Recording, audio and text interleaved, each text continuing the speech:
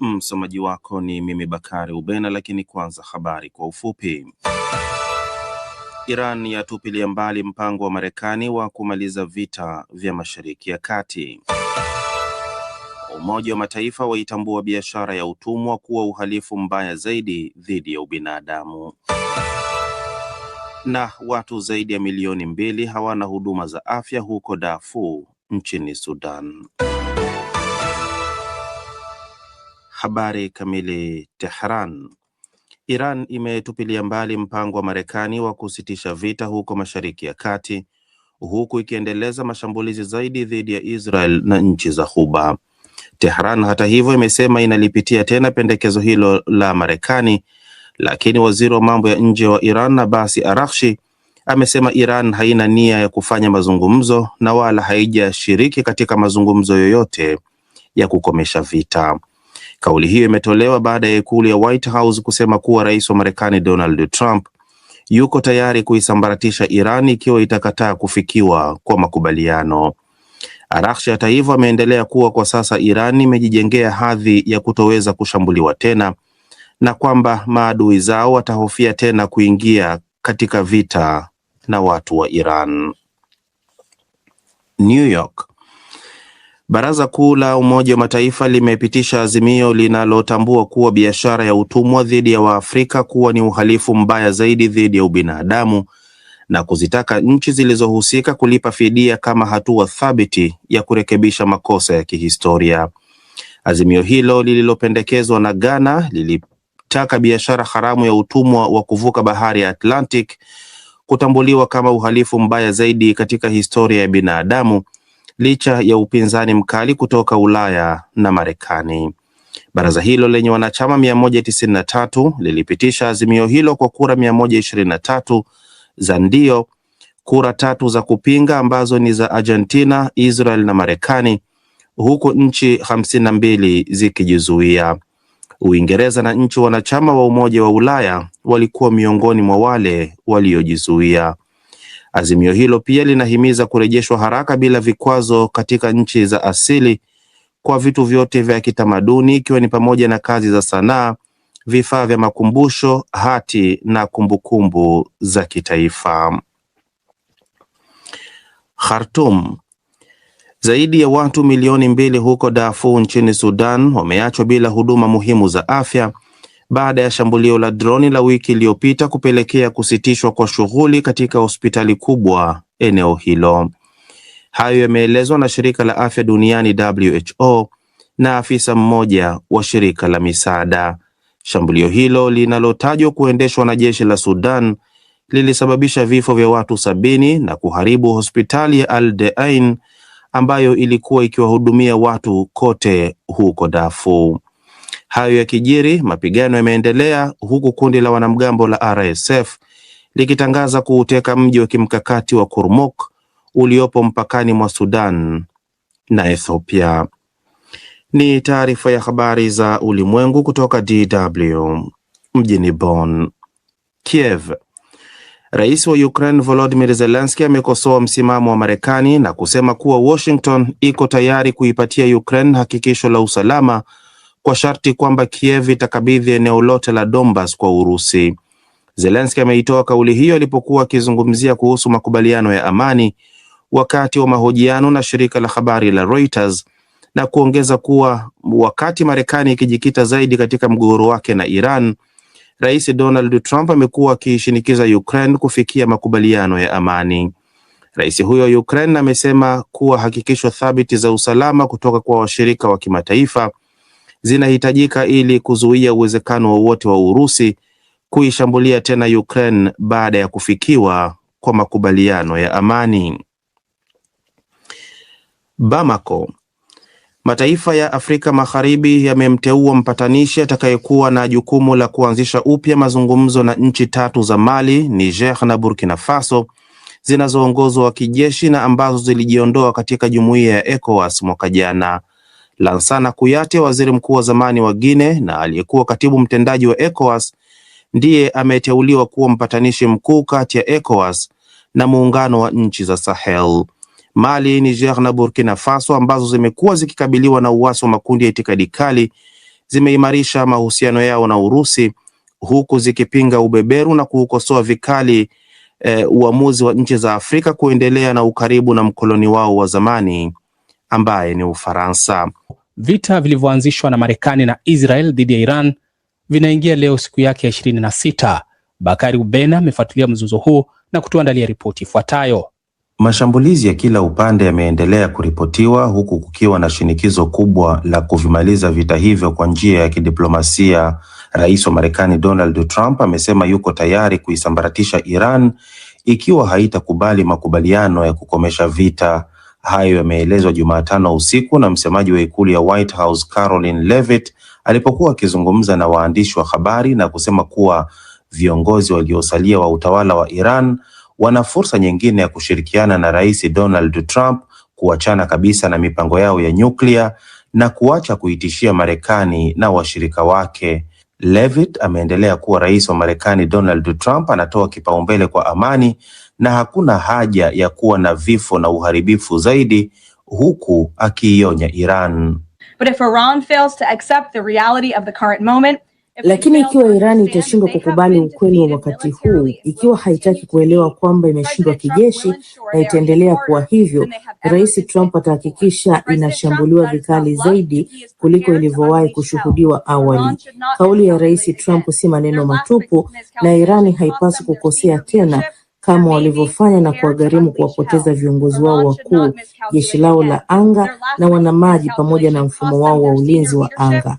Vurugu zozote za baadaye zitashuhudiwa kwa kuwa Iran imekataa kukubali kuwa wameshindwa na hawataki kufikia makubaliano. Tehran haikuchelewa kujibu na ikasalia na msimamo wake kuwa haina nia ya kujadiliana, licha ya baadhi ya maafisa wa Iran kutaja kuwa nchi hiyo ilipokea pendekezo la Marekani la kuvimaliza vita vya Mashariki ya Kati. Waziri wa mambo ya nje wa Iran Abbas Araghchi amesema Tehran haina nia hiyo.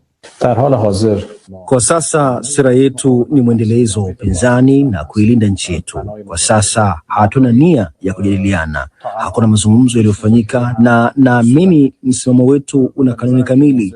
Niseme tu kuwa jumbe zilizowasilishwa kupitia nchi rafiki au watu fulani haziwezi kutajwa kuwa ni majadiliano wala mazungumzo. Kauli hii ya Araghchi imeondoa matumaini ya kupatikana kwa suluhisho, huku vurugu zikiendelea bila kuonyesha dalili zozote za kupungua baada ya karibu mwezi mzima wa vita. Aidha, Araghchi amesifu ushupavu wa jeshi la Iran na kusema kuwa kwa sasa nchi hiyo imejijengea hadhi ambayo itakuwa vigumu kushambuliwa tena. Ninaamini kwamba hakikisho la dhati tulilojijengea sasa ni kudhihirisha nguvu zetu katika eneo hili, na silaani kama kuna mtu yeyote atakayethubutu tena kuingia katika migogoro na vita na watu wa Iran. Yote haya kwa maoni yangu yameuonyesha ulimwengu wote, eneo lote, kwa Marekani na Wamarekani haiba yetu ya kutoshindwa, ustahimilivu na utulivu wa Jamhuri ya Kiislamu.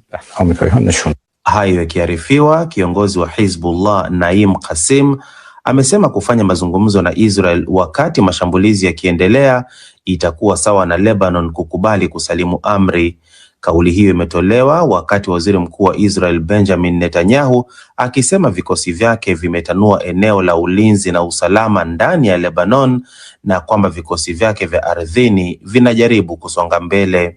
Katibu mkuu wa Umoja wa Mataifa Antonio Guterres ametahadharisha kuwa Lebanon haipaswi kugeuzwa kama Gaza. Katika hatua nyingine, Kuwait kupitia wizara yake ya mambo ya ndani imesema imewakamata watu 6 wenye mafungamano na kundi la Hizbullah ambao walikuwa wakipanga vitendo vya uhalifu na mauaji ya viongozi wa mataifa ya Ghuba. Shukran sana Bakari kwa ripoti hiyo. Tukisalia kwenye mzozo huu wa Mashariki ya Kati, vita vilivyoanzishwa na Marekani na Israel dhidi ya Iran vinaingia wiki yake ya 4, huku kukiwa na mjadala mkubwa kuhusu uwezo wa makombora na droni za Iran. Licha Marekani na Israel kutangaza kwamba uwezo wa kijeshi wa Iran umesambaratishwa, mashambulizi ya Iran bado yanaendelea ndani ya Israel na katika eneo la Ghuba. Daniel Gakuba na ripoti kamili. Mnamo Machi 14, ikulu ya Marekani White House ilidai kuwa uwezo wa makombora ya ballistic ya Iran ulikuwa umeharibiwa kwa kiasi kikubwa lakini Iran imeendelea kurusha makombora hata baada ya kauli hiyo. Kwa mujibu wa Burcu Ochelik, mchambuzi wa usalama wa Mashariki ya Kati kutoka taasisi ya Rusi, uwezo wa Iran umedorora lakini haujaisha kabisa. Hakuna takwimu kamili kuhusu idadi ya makombora ya Iran yaliyosalia. Jeshi la Israel lilidai Iran ilikuwa na takribani makombora 2500 kabla ya vita, wakati wataalamu wengine wanakadiria hadi 6000. Iran ilijulikana kuwa na hazina kubwa zaidi ya makombora katika Mashariki ya Kati, ikiwa na mifumo kama Sejir, Gadr, Koram Shahar, Shabaha 3 na Emad. Kwa mujibu wa ripoti ya kijasusi kutoka Marekani, Iran ilikuwa na mifumo ya makombora yanayoweza kufika umbali wa kati ya kilomita 1300 hadi 2000 na hata zaidi ya 3500. Hata kama mashambulizi ya Marekani na Israeli kwenye viwanda vya kutengeneza makombora na maghala ya silaha ya Iran yamepunguza uzalishaji wa nchi hiyo, bado haijabainika ni kwa kiwango kipi. Kwa upande wa droni, Iran ilikadiriwa kuwa na karibu droni 80,000 za Shahid kabla ya vita kuzuka. Droni hizo zimekuwa nguzo muhimu za kimkakati kwa Iran kwa sababu ni za bei nafuu na ni rahisi kuzizalisha na ni vigumu kuzizuia.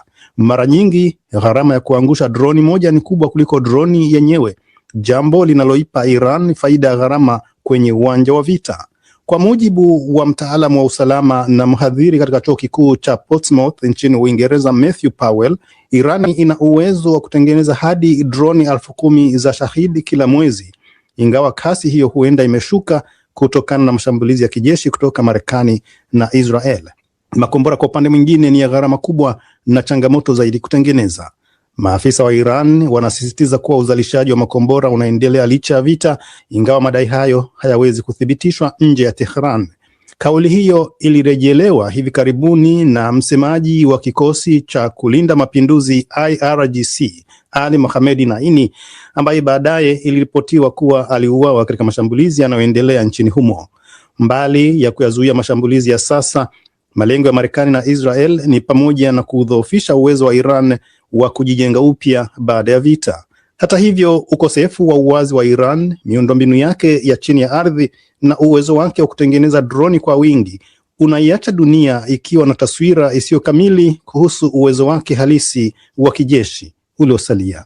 Asante Gakuba kwa taarifa hiyo. Umoja wa Ulaya umesema unabadilisha mkakati wake barani Afrika kwa lengo la kujiweka kama mshirika mkuu wa bara hilo, wakati ushindani ukiongezeka kutoka mataifa makubwa kama Marekani, China na Urusi. Akizungumza katika mahojiano maalum na mwandishi wa DW Isaac Kalezi mjini Accra, mkuu wa sera za kigeni wa Umoja wa Ulaya Kaja Kallas amesema tofauti na mataifa hayo, Umoja wa Ulaya unalenga kujenga ushirikiano kunufaisha pande zote unaojikita katika usalama na maendeleo ya rasilimali ya watu. Silvia Mwehozi na taarifa kamili. Akiwa ziarani nchini Ghana, Kallas amesema Umoja wa Ulaya hauja Afrika kwa misingi ya masharti ya kibiashara au mikataba ya haraka, bali kwa ushirikiano wa manufaa ya pande zote mbili, kwamba moja ya maeneo muhimu ya ushirikiano ni ulinzi na usalama, hasa wakati ukanda wa Sahel na Afrika Magharibi ukikabiliwa na vitisho vinavyozidi kuongezeka, ikiwemo ugaidi, uhalifu wa mipakani na vitisho vya mtandaoni. Katika mazungumzo yake na viongozi wa Ghana, Kallas amesema umoja huo unataka kuimarisha uwezo wa nchi hizo kukabiliana na vitisho kupitia mafunzo, vifaa na ushirikiano wa kiufundi. Tayari Umoja wa Ulaya umesaini mkataba wa kwanza wa usalama na ulinzi na Ghana, hatua inayotajwa kuwa mwanzo wa sura mpya ya ushirikiano wa kijeshi kati ya pande hizo mbili.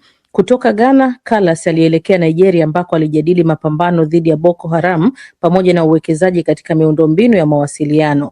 Umoja wa Ulaya unasema maendeleo ya rasilimali watu, hasa elimu, teknolojia na ajira, ni sehemu muhimu ya mkakati wake mpya barani Afrika. Unachokiona hapa leo ni ushahidi halisi unaoonyesha kile ambacho ushirikiano wetu unaweza kufanikisha.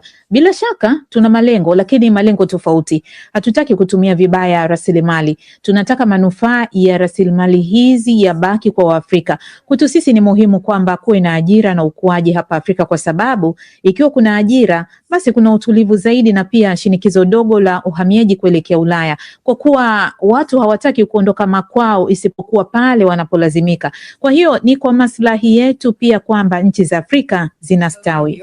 But as well as here. Lakini mbali na usalama na maendeleo ya watu, suala la nishati limekuwa sehemu muhimu ya mazungumzo. Kadri mzozo wa Mashariki ya Kati unavyozidi kuathiri masoko ya mafuta na gesi duniani, Umoja wa Ulaya unasema unatafuta vyanzo mbadala vya nishati ili kupunguza utegemezi wake kwa maeneo yenye migogoro. Kallas amesema Ulaya inaangalia kwa karibu fursa za ushirikiano wa nishati na nchi za Afrika, hususan Afrika Magharibi, ili kujenga mfumo wa nishati uliosalama zaidi na usiotegemea njia hatarishi kama mlango wa Hormuz. Aidha, amesisitiza kuwa mkakati mpya wa Umoja wa Ulaya unalenga kuondokana na mtazamo wa zamani wa misaada na kuingia katika ushirikiano wa usawa, ambapo Afrika inanufaika kiuchumi na Ulaya inapata mshirika thabiti katika usalama, nishati na biashara. Ziara hii ya mkuu wa sera za kigeni wa Umoja wa Ulaya Afrika Magharibi inatajwa kuwa sehemu ya juhudi za muda mrefu za umoja huo kujenga uhusiano wa kimkakati na bara ambalo umuhimu wake kiuchumi na kisiasa unaendelea kukua duniani.